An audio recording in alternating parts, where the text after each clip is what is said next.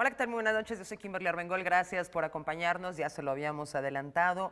Hoy nos acompaña en el estudio Epigmenio Ibarra, periodista, productor. Usted ya lo conoce. Epigmenio, gracias por estar con nosotros. Gracias a ti por la invitación. No, al contrario, muy buenas noches. Qué alegría tenerte aquí. Cuéntanos, en tus palabras, ¿quién es Epigmenio Ibarra? Bueno, yo soy un productor y periodista, activista ya más bien, porque he renunciado a la idea de someterme a la cadena de la supuesta objetividad y he tomado partido por la transformación de México y por apoyar al hombre que he apoyado desde hace muchos años en el esfuerzo de cambiar este país. Y en ese sentido, lo que escribo y lo que digo y desde donde escribo es desde un hombre comprometido con la cuarta transformación. Que ha sido sumamente polémico también. Pues claro, es natural, es un cambio de régimen. Sí, totalmente. Cuéntanos acerca de tu trayectoria en los movimientos armados. Bueno, estuve muchos años en la guerra y mi decisión fue cubrir la guerra en El Salvador de pe a pa, no ir a cubrir un combate, sino me quedé ahí por muchos años. Y al mismo tiempo, para quedarme ahí, tuve que cubrir muchos otros conflictos. Entonces anduve rebotando Nicaragua. por las guerras de la región y por otras guerras. Estuve en Sarajevo, estuve en la primera guerra del Golfo Pérsico, estuve en Colombia, estuve en Haití, en fin, dando vueltas por conflictos y por desastres naturales. ¿Cómo influye ese aprendizaje de tu vida en el activista que eres hoy? Mira, la guerra es una segunda piel, y sobre todo cuando estás tantos años. Yo le decía a Hernán Vera, mi hermano y mi socio, con el que Verónica, él y yo formamos Argos. Yo le decía, imagínate, Hernán, que a los norteamericanos pasan 2 años en Vietnam, 2 años en Afganistán y salen locos. Échale cuentas, tú llevas 13 y yo llevo 12. Pues ¿cómo estamos? Te marca. El miedo se vuelve una segunda piel y aprendes sobre todas las cosas a despreciar la guerra y a despreciar a quienes desde sus oficinas blindadas mandan a otros a matar y morir. Yo salí de la guerra en El Salvador y de las guerras en las que anduve, aunque me tocó todavía Sarajevo después del Salvador, con la firme convicción de hacer cuanto fuera necesario para que no hubiera guerra en mi patria. ¿En qué momento dice Pigmenio, voy a regresar a mi país, ya vi todo esto y ahora me regreso a México? Cuando se acabó la guerra. ¿Qué pasa? Después de la firma de la paz, de la firma de los acuerdos de paz, aquí en México, en el castillo de Chapultepec, y cuando la guerrilla desmoviliza sus fuerzas y entra a la capital del país, esa es la primera victoria que yo atestiguo en mi vida, y ahí pues se acabó la materia de trabajo, digamos, y el compromiso. Y había que volver a México, donde Verónica me dijo, ya estuvo bueno que cubras las guerras afuera, ahora cubre esta. Eso te iba a preguntar, ¿cómo mantienes un matrimonio, una familia, no estando y estando en la guerra? Bueno, no la mantuve, de hecho, o sea, todo eso se quebró. Yo me casé con Verónica después de la guerra. Después de la guerra. ¿Y la vida personal de Pigmenio mientras está en la guerra? Pues No es una existe. vida muy fracturada, porque lo fundamental es estar ahí y porque tienes un compromiso y un deber que va más allá de todo lo demás, y esa factura la pagaron mis hijas mayores. Ellas sufrieron el abandono, como el abandono de miles de jóvenes de aquel tiempo que decidimos que teníamos que hacer otra cosa y cumplir con ese deber, claro. Unos de una manera y otros de otra manera. Ha sido una de las voces más importantes con la tragedia de Ayotzinapa. Tu pase de lista, todo el mundo lo conoce. ¿Cuál es tu opinión de lo que sucedió en Ayotzinapa? Si vamos a encontrar al final algún tipo de verdad, ¿en qué momento estamos? Pues mira, si en algún momento hubo esperanzas o hay esperanzas de encontrar la verdad, es ahora. Hay un compromiso expreso de López Obrador desde la misma campaña y muchas veces que hablamos de eso cuando estábamos filmando el documental y luego que lo acompañé por 19 estados. Ayotzinapa era un tema recurrente y una de sus primeras actividades fue la reunión con los padres. A mí me llena de satisfacción y de orgullo ver a los padres en la escalera central de Palacio Nacional, ver que ocupan la tribuna del Congreso. Y eso es una señal de aliento y de reconocimiento a las víctimas y a la lucha de estas mujeres y de estos hombres incansables. La dificultad estriba en la enorme complejidad del caso y en la enorme tarea de ocultamiento que hicieron Peña Nieto y los funcionarios a su servicio. Realmente cubrieron a piedra y lodo la verdad y el armado, la orquestación de la verdad, de la mentira histórica,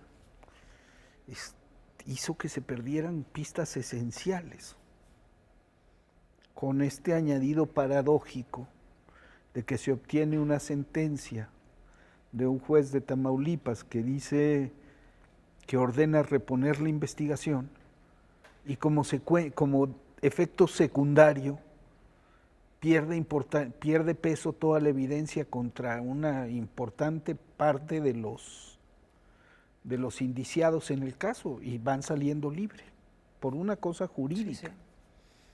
Entonces, es complicado, pero es posible y sobre todo es necesario y es urgente para este país. Sin paz y sin verdad para Ayotzinapa, no habrá ni paz ni verdad para México. Esa es una realidad. Y nosotros asumimos, no soy el único, la tarea de mantener viva la memoria aunque fuera en redes. Los padres la han mantenido en las calles, sí. Han estado todo el tiempo ahí. Sí, los hemos tenido aquí también. Sí, o sea, la lucha que han librado es absolutamente ejemplar. Es una luz en este país.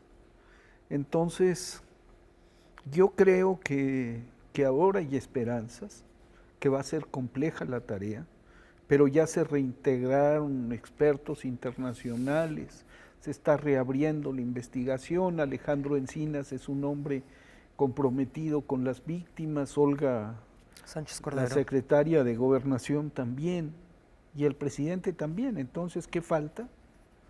Pues levantar todas las piedras y todos los escombros colocados por encima de la verdad para reconstruirla.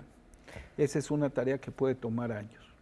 Epigmenio, vamos a hacer una pausa. Al regresar vamos a hablar de qué pasó en Culiacán la semana pasada, la cuarta transformación, tu cercanía con el presidente Andrés Manuel López Obrador. No le cambie, estamos en Debate 22 con Epigmenio Ibarra, ya volvemos.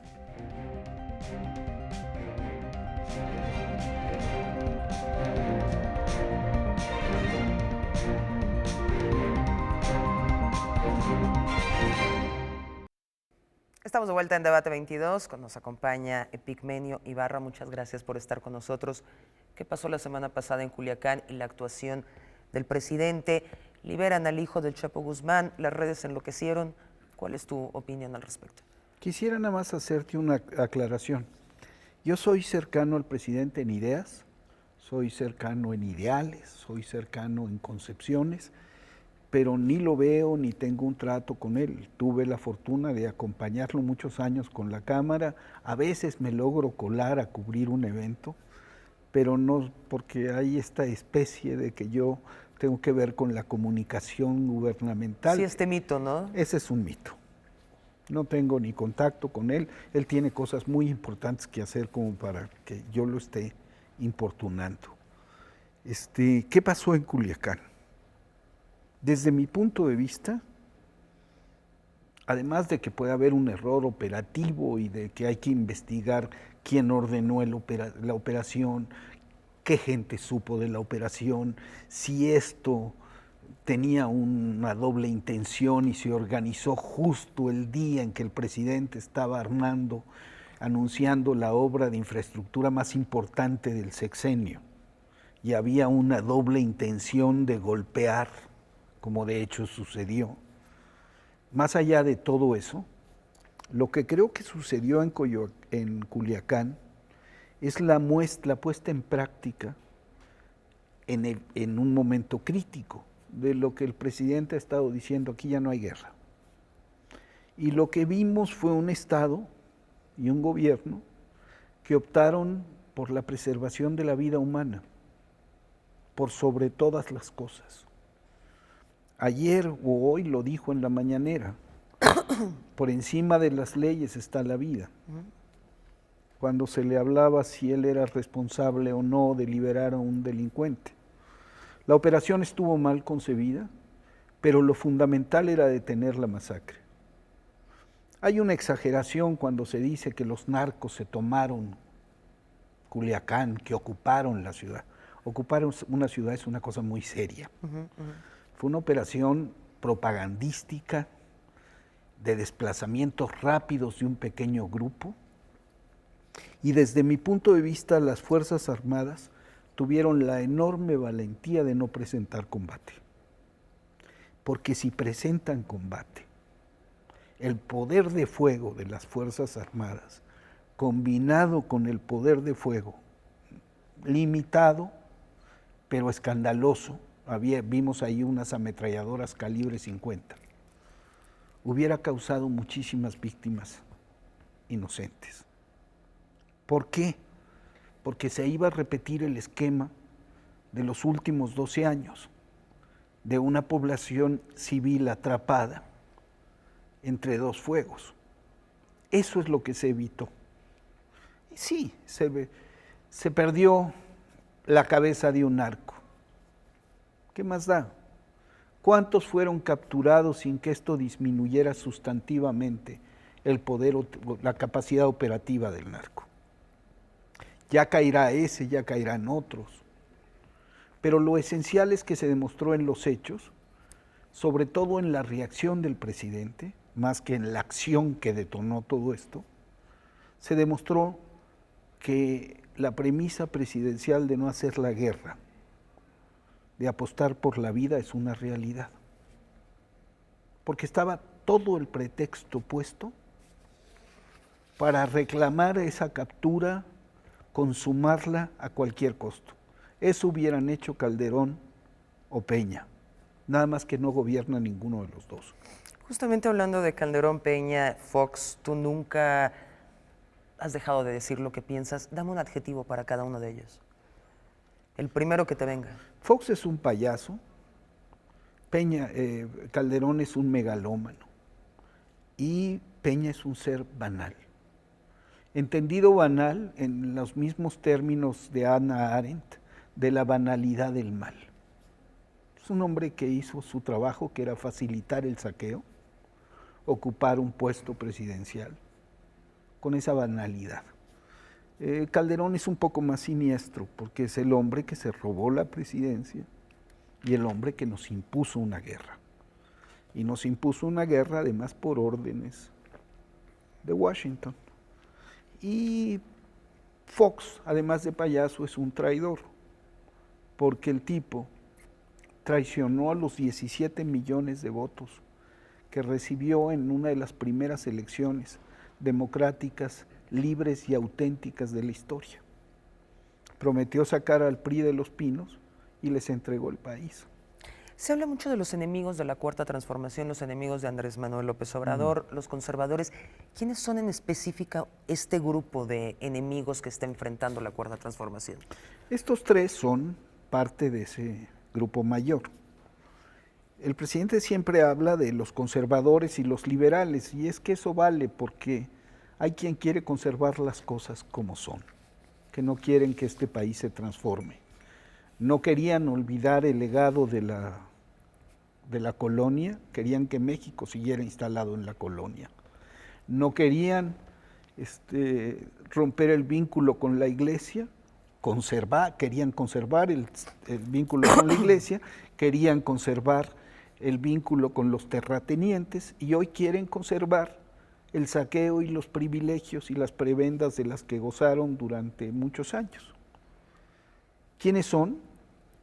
Son el viejo régimen, tienen un enorme poder, siguen en todos los órdenes de la vida pública y nos han dejado un país destrozado.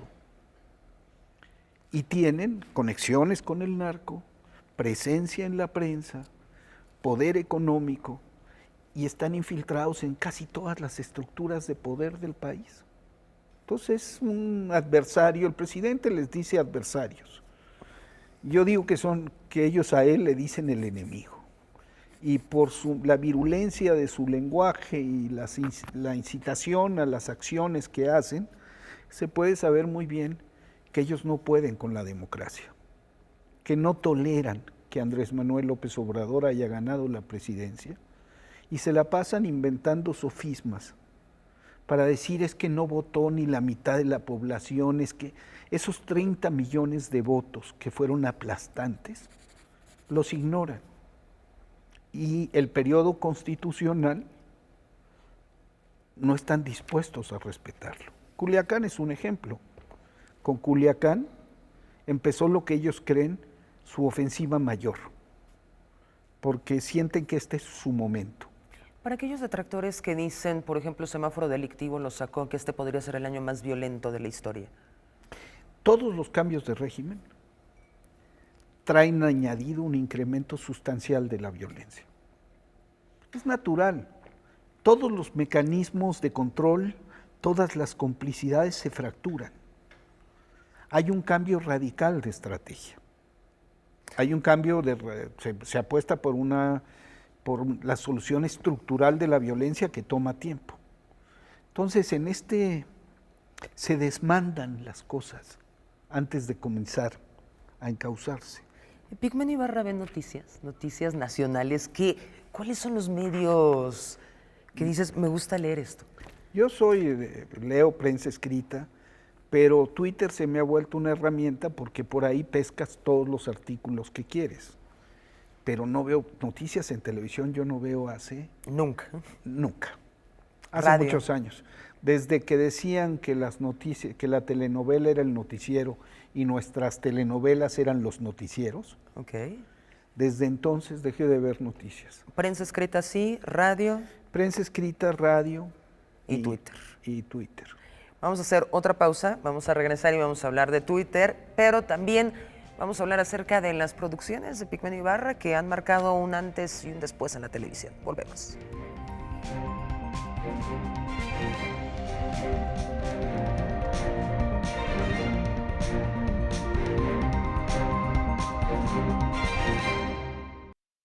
Estamos de vuelta, Epigmenio Ibarra, ya para cerrar el tema de la cuarta transformación, Andrés Manuel López Obrador. ¿Qué criticarías de la relación de la prensa con el gobierno de Andrés Manuel López Obrador? Se ha vuelto complicado, se divide entre chairos y fifís. ¿Cuál sería tu crítica? Mira, yo creo que decirle la verdad a la gente no es pecado. Y aquí la prensa de repente habla como si este país hubiera sido Suiza. O sea, me espantan los reporteros y columnistas que hablan como si en México hubiera existido la democracia, como si no hubieran mentido de manera tan continua y descarada muchos medios y muchos periodistas, como si no se hubieran puesto al servicio de montajes infames, como el de Florence Cassés. Escandalosísimo. O como la incursión con la Marina en Culiacán, con el Chapo. O sea, la prensa tiene muchas deudas que pagarle a este país, porque salvo honrosísimas, pero muy contadas excepciones, la prensa estuvo aliada con el régimen. Y aquí hay una cosa que habla de esta enfermedad. Son medios, son periodistas acostumbrados a recibir mucho dinero del régimen. Epigmenio, eres un genio en la producción televisiva, porque lo eres, es una cosa increíble. La televisión está por morir, está agonizando, se está volviendo de nicho. ¿Qué es lo que está pasando con la televisión como la conocíamos antes? Bueno, cambió.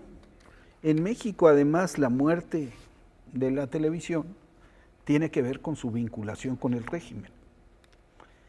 Se acabó antes la televisión en audiencia que el régimen que procreó. O sea, pero la salida del PRI tiene mucho que ver con la pérdida de audiencia también.